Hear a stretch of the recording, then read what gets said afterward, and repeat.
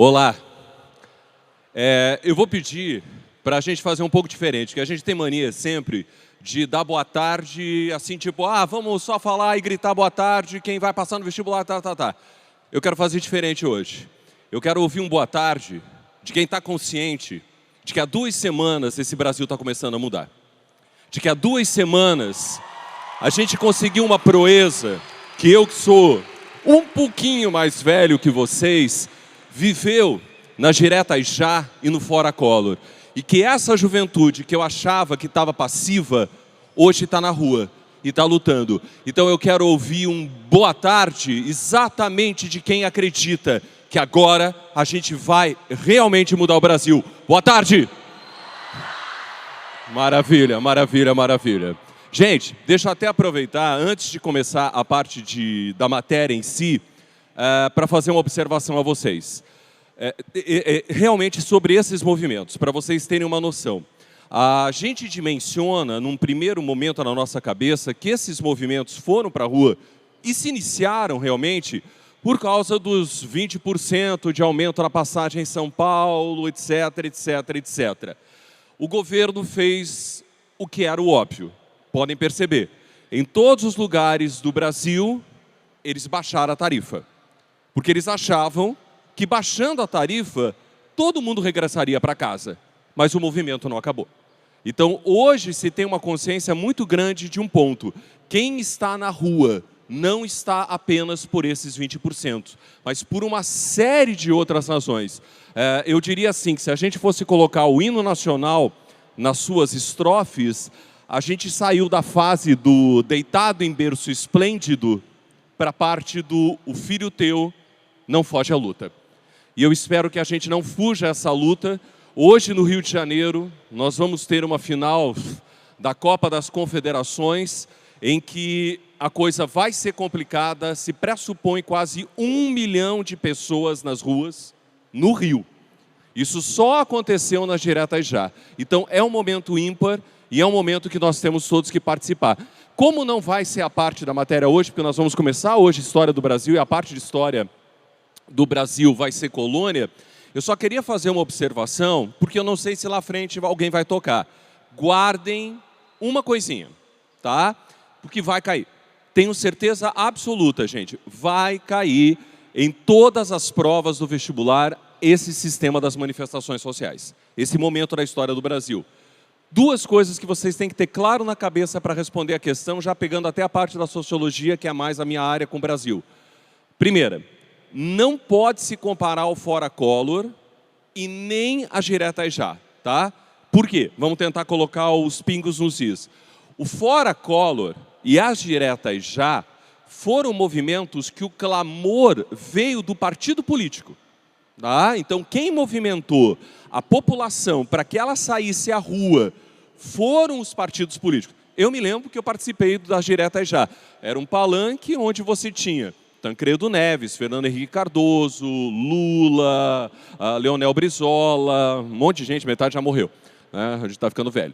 Tá? E um segundo fator, quem clamou as pessoas a saírem à rua foi a grande mídia. Não esqueçam que foi a Globo que colocou o Collor no poder. E foi a mesma Globo que tirou o Collor do poder. Esses movimentos que nós estamos assistindo hoje, vocês podem pegar até no slogan. Eu acho muito legal uma frasezinha que todo mundo conhece, aquela, né? O povo unido jamais será vencido.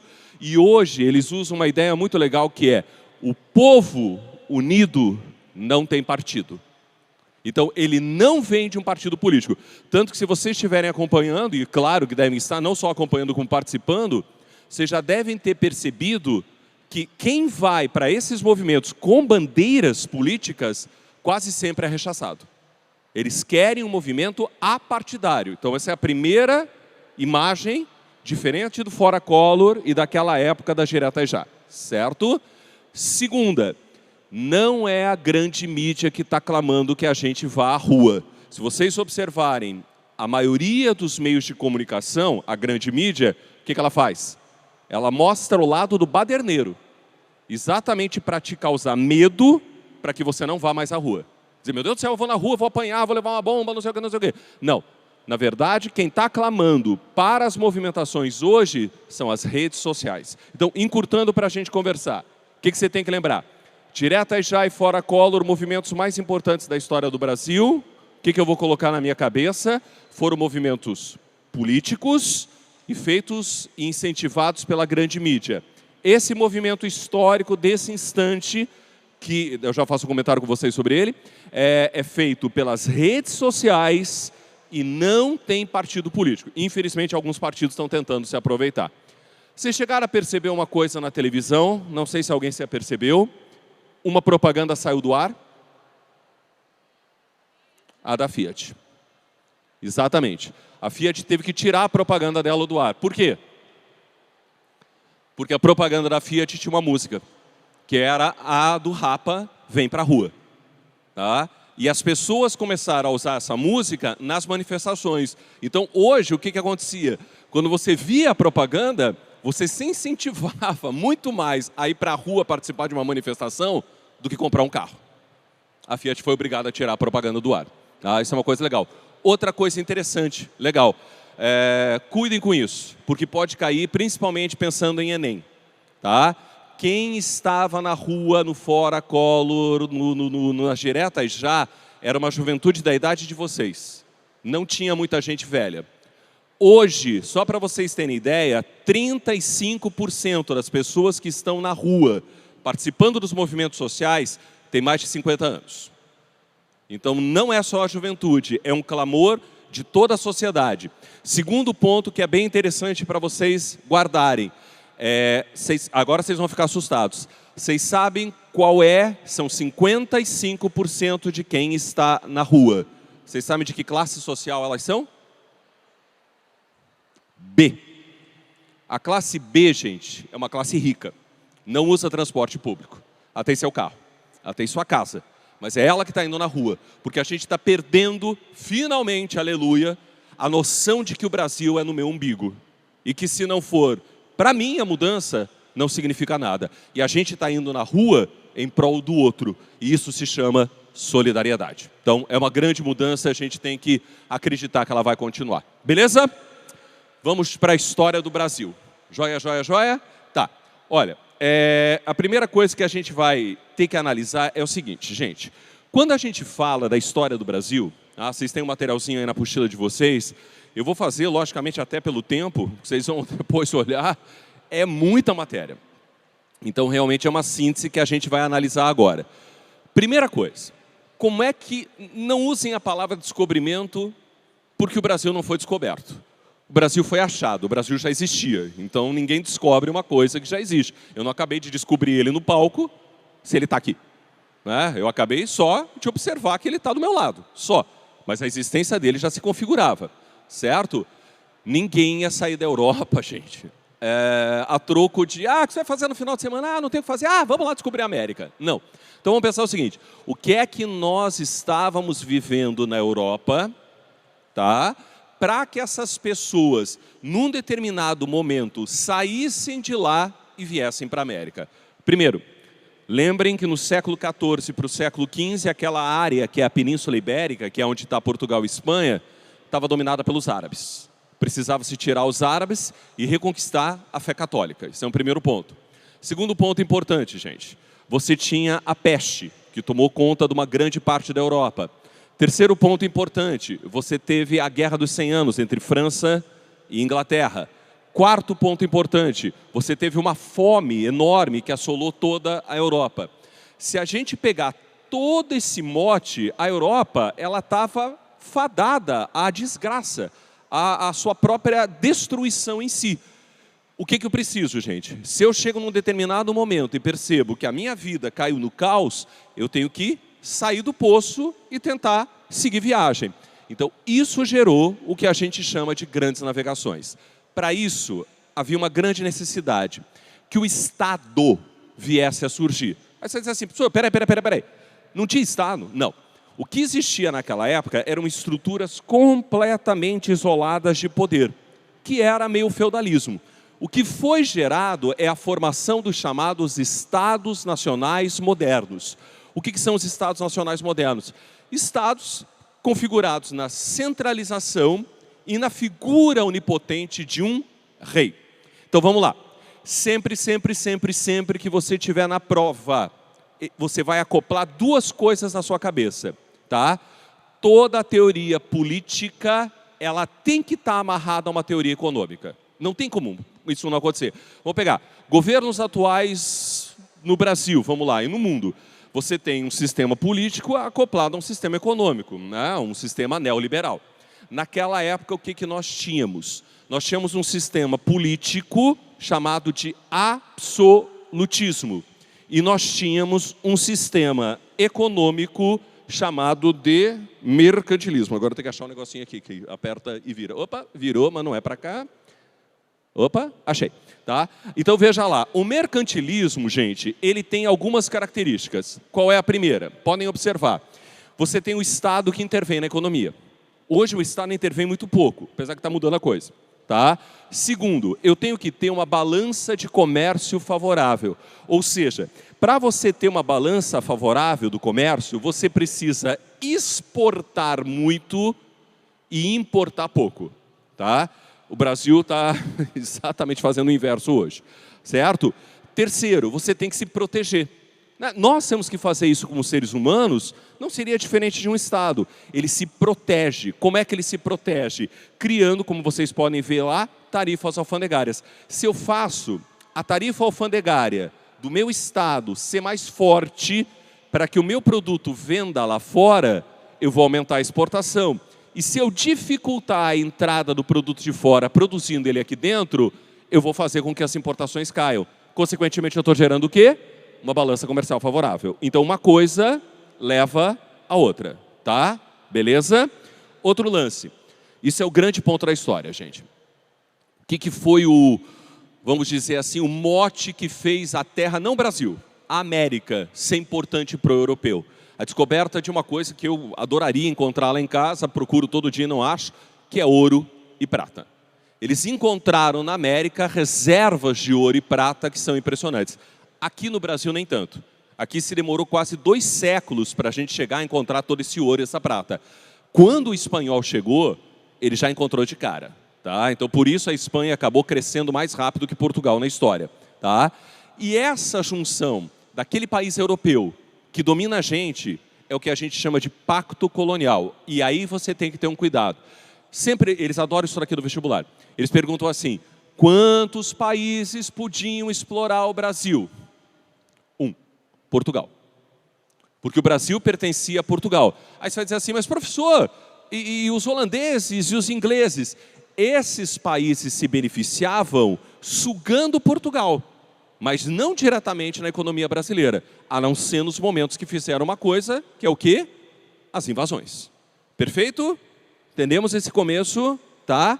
Agora, gente, se eu falasse hoje, para a gente pegar o material que existe aqui dentro do Paulo Sarazate e tentar construir uma nave espacial para a gente ir à Lua, eu acredito que ninguém aqui ia querer entrar na nave comigo, apesar da formosidade desse que vos fala. Tá? Mas, vamos lá, se isso fosse uma nave criada pela NASA, eu teria interesse muito grande de ir à Lua. Onde eu estou querendo chegar? Gente, navegar não era uma coisinha de final de semana, não. Não era uma brincadeirinha que nem a gente faz hoje, de pegar uma jangada aqui na praia ou ver esses transatlânticos lindos. Os barcos eram movidos por vento. Ninguém conhecia as marés. Você colocava o barco numa determinada área que você nunca sabia se você ia chegar. Ninguém tinha noção das rotas marítimas. Então, um ponto que é extremamente importante para analisar são esses marcos de navegação, os tratados. Né? Existem vários.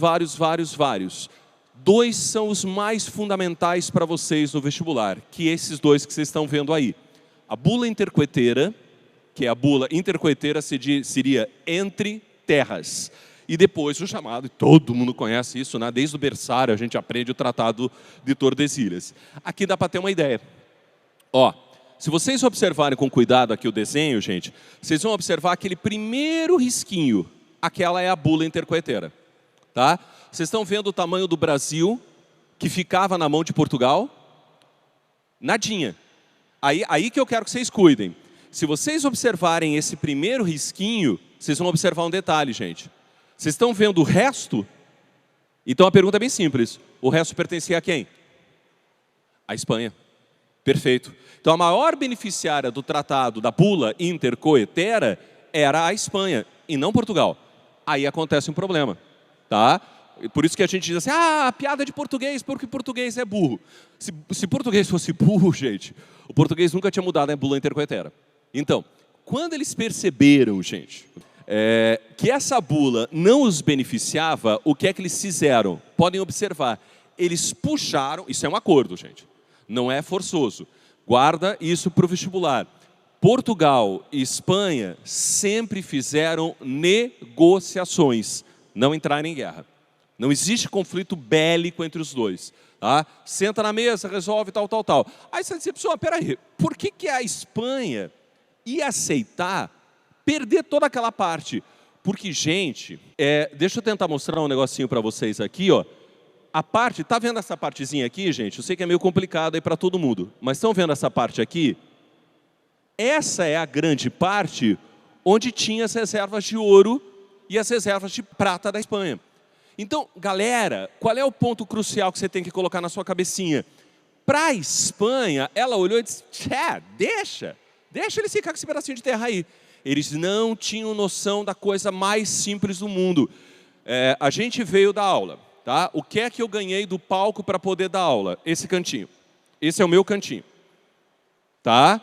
Aí a Espanha não reclamou. O que eu fiz? Vim até aqui. Ele é a Espanha. Tá? Daqui a pouco, meu filho, eu estou aqui.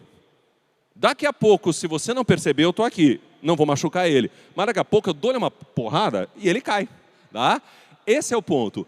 A Espanha não percebeu o óbvio, gente, que ao dar um espaço maior de terras, com o tempo Portugal ia cada vez entrando mais. Lembram? Entradas e bandeiras.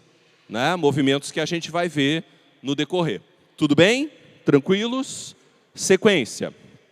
Olha só.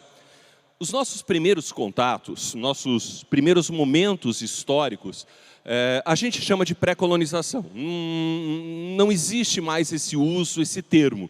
Mas mesmo assim vamos guardar dessa maneira. O que é esse momento de pré-colonização, pessoal? Ele vai de 1500 a 1530. O que você tem que colocar na tua cabeça se o cara te perguntar no vestibular? Por que é que não tinha interesse em vir ao Brasil nessa fase? Por uma razão. Vamos ver quem mata aqui, quero ouvir. Aonde era a terra que Portugal, nessa época, tinha mais interesses? Olha, eu ouvi, né? Eu consegui ouvir. A Índia. Tá? Vocês já viram uma coisa estranha? Que quando a gente vai encontrar em livro, a gente fala as Índias. E não a Índia. Porque não existia a Índia. Hoje existe a Índia, porque ela é um território. Naquela época, a gente usava a palavra as Índias. Não é porque eram as mulheres. É porque todas as terras que tinham um produto chamado especiarias eram chamados de Índias. Tá? Então, todo aquele continente do Oriente era as Índias. A navegação portuguesa era direcionada para aquele lado, não para o lado de cá. Por isso, de 1500 a 1530, as Índias eram mais interessantes do que o Brasil. Aí vem a segunda pergunta que você vai fazer na sua cabeça direto. Você vai dizer, pessoal, mas por que é que em 1530 isso mudou? O Brasil as Índias deixam de ser interessante e o Brasil passa a ser interessante. Porque em 1530, gente, todos os países da Europa, praticamente, Inglaterra, França, Espanha, não estavam mais em guerra. Galera, nenhum país da Europa está em guerra, tá? O que vocês acham que eles iam fazer? Navegar. Navegar é preciso, viver não é preciso. Aí o que esses países fizeram? Começaram a navegar. Gente, se você for navegar hoje, né, naquele momento, para onde você vai? Para onde tem dinheiro. Aonde tem dinheiro? Nas Índias.